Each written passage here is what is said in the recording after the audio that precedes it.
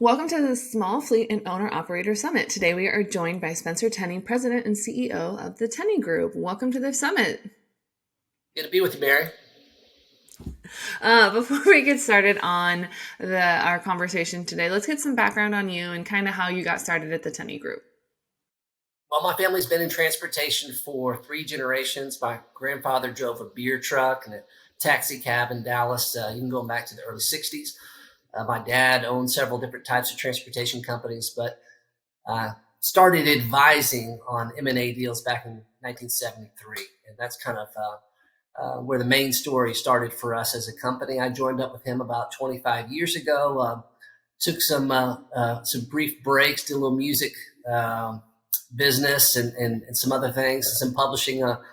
That's a different interview, Mary. But I think that just growing up and being a part of business owner stories and helping them, watching my dad help them realize the American dream through exiting was just a powerful thing, an impression on me. And so here I am, took over the business and bought him out about 2018, and just loving every opportunity we get to help business owners in this space.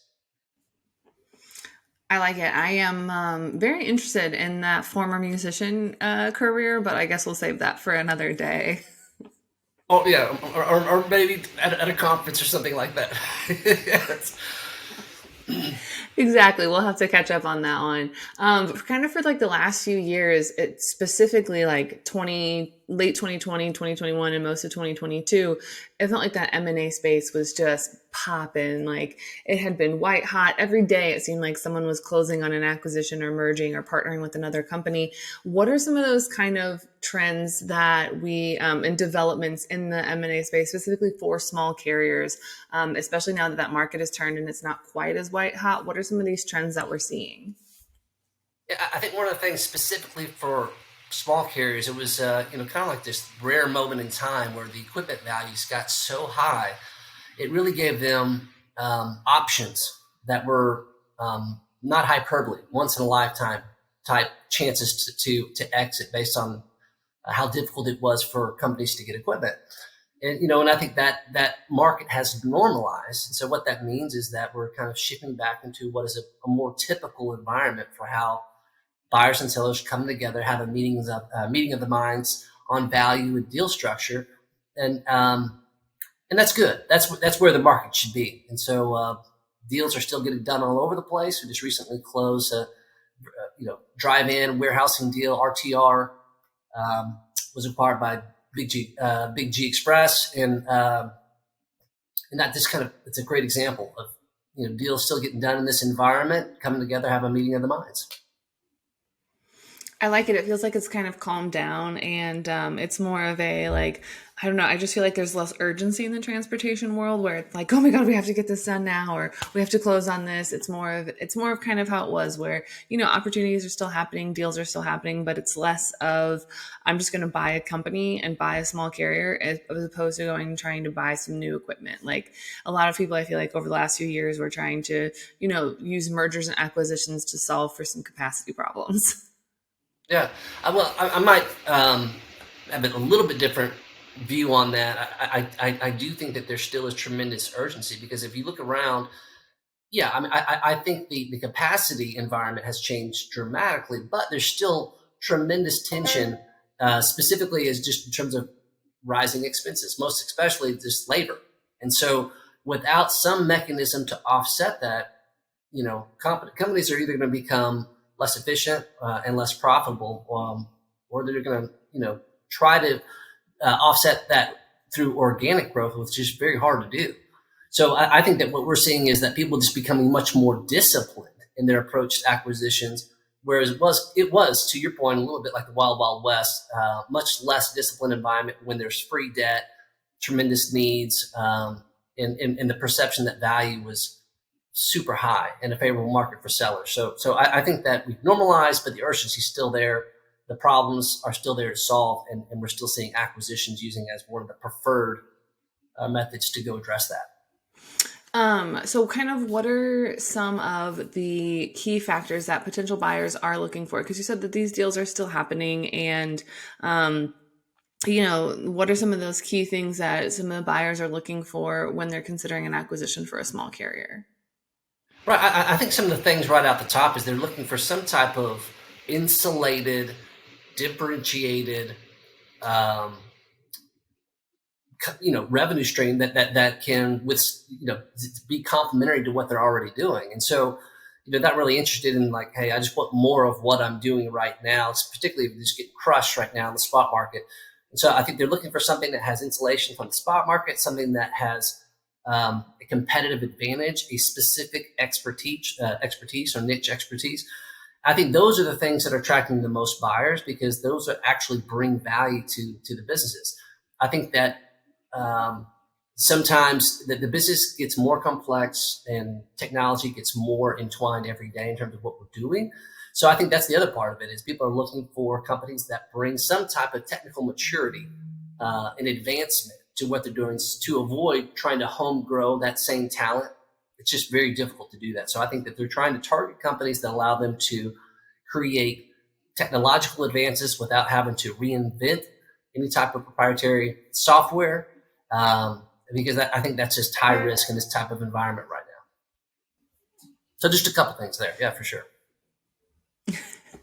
I think that the technology component is a really important one because everyone seems to be, or transportation seems to be going through this huge technology overhaul, and everyone seems to have, everyone seems to want the latest and greatest, but it's pretty expensive to try and implement it. And if you already have something that works and you have a company that already has a good technology stack, like it kind of feels easy enough to just take it and plug and play it into your current operations. I think that's part of the deal. I think some people, they know themselves. Maybe they might use 10% of the overall platform's capabilities. I think that might even be generous with your, with your typical carrier and whatever technology that they're using.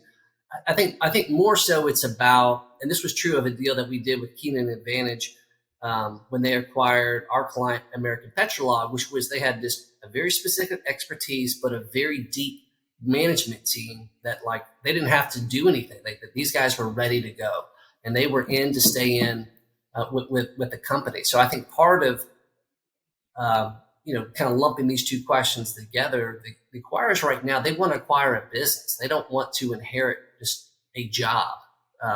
So they want systems. They want some type of technical advantage um, or technological advantage, and then they want to be able to advance their current capabilities in some way, offset these rising expenses. And if they can do that in a way where they're they're not dependent upon the ownership, and then we're going to be in a good place.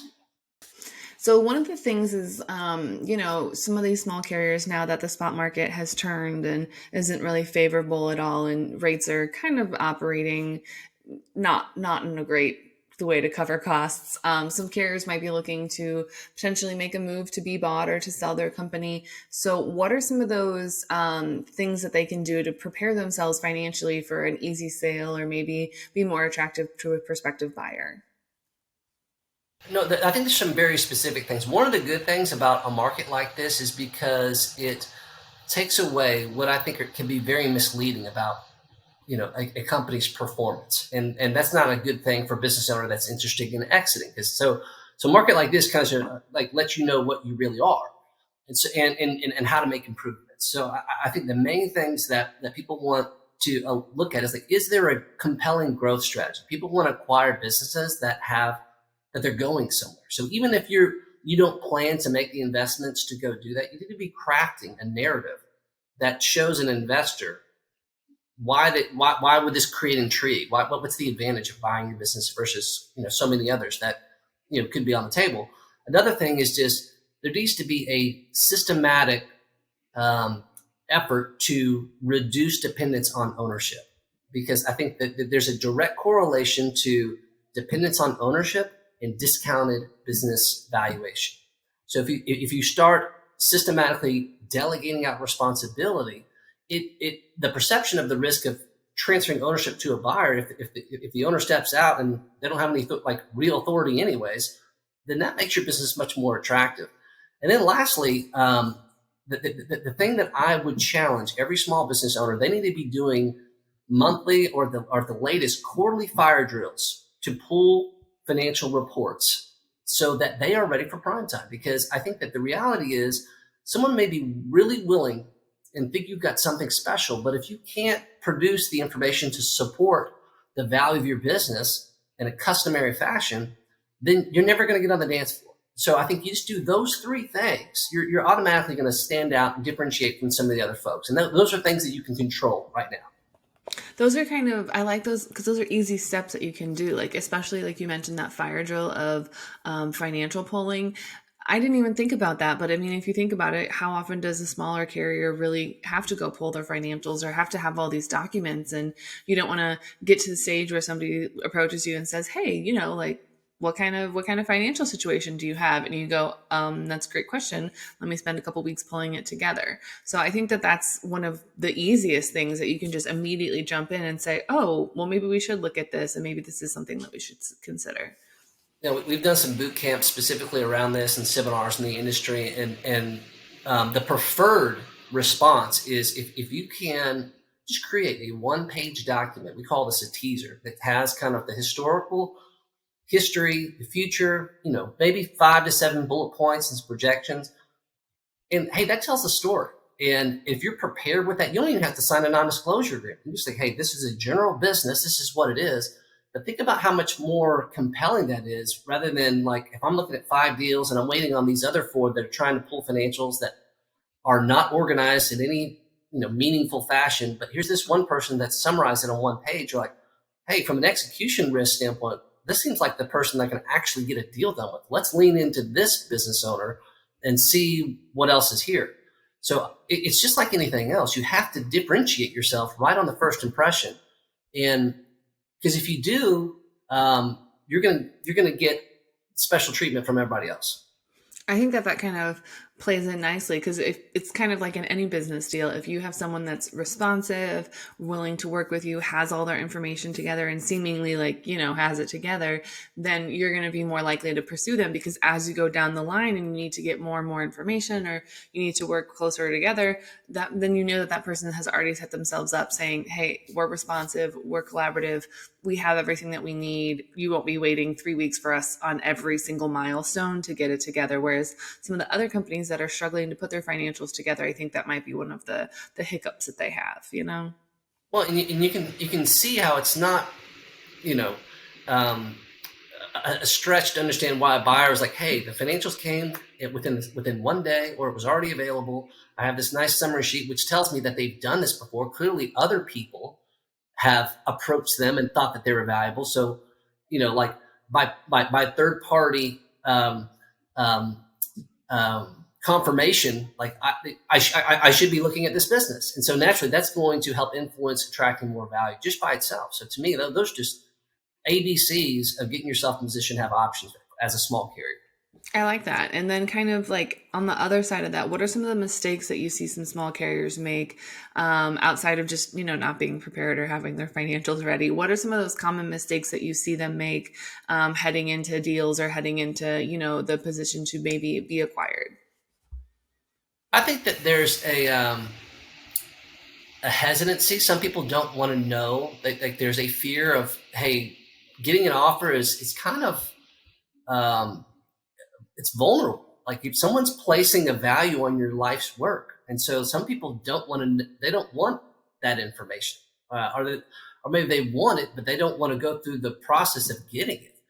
And so I think that some of that is just the mistake is letting pride or ego get in the way of what might be the largest financial transaction of your lifetime, and maybe the best deal that you're ever going to get. And so I see owners self-sabotaging a lot of times, not giving the process enough respect or time to develop into something that could be the right thing for the owner and his family and his community. So I think that just that's part of it. And the other part is just education. We harp on this all the time. Like the more that you educate the process and trust what needs to happen, you're going to make the right decision. Because I think what happens is owners get a very fair offer on the table. They don't have anything else to compare it to, and ultimately say now's not the right time. When really it's just the absence of third-party data to substantiate that this is a good decision. And so, alternatively, when we're in the process and we're representing small business owners, they have 5, 7 different offers. Like they can, hand pick and select. Okay, like I like this structure. I like this buyer. I like what this buyer is going to do with my business. That's really important to me. I think it's just more about allowing yourself to, number one, respect the process, but understand that your goals are probably going to evolve, and it's just human nature. You're going to want to have options to ultimately make the biggest decision financially, probably of your lifetime. Oh, 100%. It's kind of like you kind of have to, like you said, you evaluate all your options, and, not every option is going to be the right fit for you or your business, because every business has different goals and things that they want to get out of it. And, everybody's different in what they want. We are almost out of time, but I have one more question for you. What is your biggest piece of advice for anyone looking to be acquired, or anyone looking to do some buying? I would start by just education. I think the vast majority, we've seen more first time buyers get into this space than ever in the last 18 months. And so I think that's the new normal. Um, uh, Acquisitions doesn't have to be hard, but you need to educate yourself. So, my recommendation as a good starting place for that is go to our website, and we have tons of white papers and over 80 different interviews with both people that have done this before in terms of your peers that have exited and their advice about what they experienced. And so at our website or at our YouTube channel, that's what would be my recommendation. And you don't even have to have a conversation with Tenney Group, but those are just free resources that you can go after work or whatever else and just start developing that foundation of understanding. And I think that, number one, you'll get more confident about whatever your next move is in this beautiful industry. I like that you guys have taken that approach to be the source of education, whether you go with us or not. I mean, obviously, it would make more sense, but to be that source of education where, if you're going out there, don't go out unprepared. Speaking of going out there, you kind of already touched on it. If someone wants to reach out to you directly after this about education or any other questions they may have, where can they find you outside of the summit? Yeah, you can go to our my LinkedIn profile, Spencer Tenney, or thetennygroup.com, and we'll be there to help. Awesome. Thank you so much for joining us today. Thank you.